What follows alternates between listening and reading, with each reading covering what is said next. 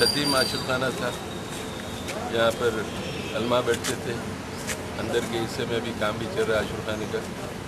لیکن اچانک صبح کے اولین ساعتوں میں جو کمان عاشور خانے میں داخل ہونے کی کمان ہے، اس کے اوپر کا کمرہ وہ کمان ایک دم منہدم ہو کے بیٹھ گئی. اس میں میاں بیوی 2 بچے سو رہے تھے. عاشور خان کے متولی بھی انہوں حیدر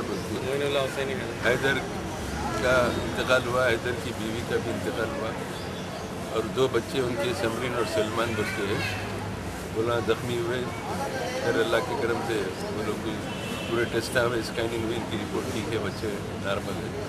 لیکن اچانک یہ حادثے پر میاں بھی دونوں، اور یہ بتایا گیا کہ جب حصہ بیٹھا تھا تو حیدر کی بیوی وہ بچے کے اوپر پڑ گئی آگے، تو نتیجتاً وہ اماں ختم ہو گئی. بچے کو بچانے کی کوشش کرتے مرے دم تک وہ بچہ اللہ کی وجہ سے اماں کی وجہ سے بچا ہوا. بچے کے اوپر وہ آگے تھے. بہرحال یہ حادثے پہ مجھے افسوس ہے. مجلس اتحاد المسلمین کی جانب سے میں مجھے افراد خاندان کے ساتھ تعزیت کرتا ہوں. میں ان کے غم کے میں برابر میں شریک ہوں. حالانکہ بہت اچھی مضبوط عمارت ہے، دکھنے میں کوئی ایسا مخدوش عمارت بھی نہیں تھی. جو حصہ مخدوش تھا وہ عاشور خانے کا، وہاں پر تو تعمیر ترمیم کا کام چل رہا ہے. وہاں پہ وہ کافی موٹی مندم کی دیوار تھی یہ، لیکن اچانک یہ منہدم ہو گئی.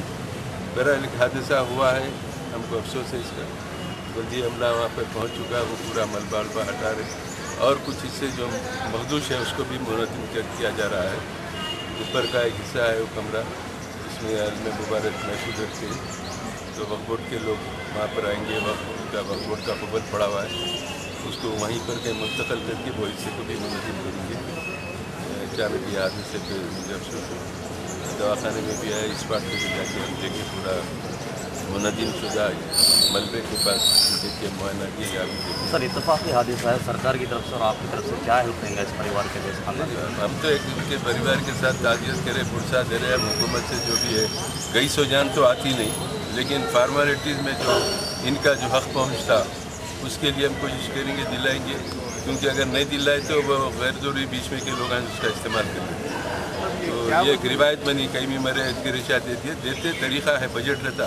اگر مرنے والے کے ورثہ کو نہیں ملا تو وہ بیچ میں ان کے نام سے دوسرے کھا جاتے.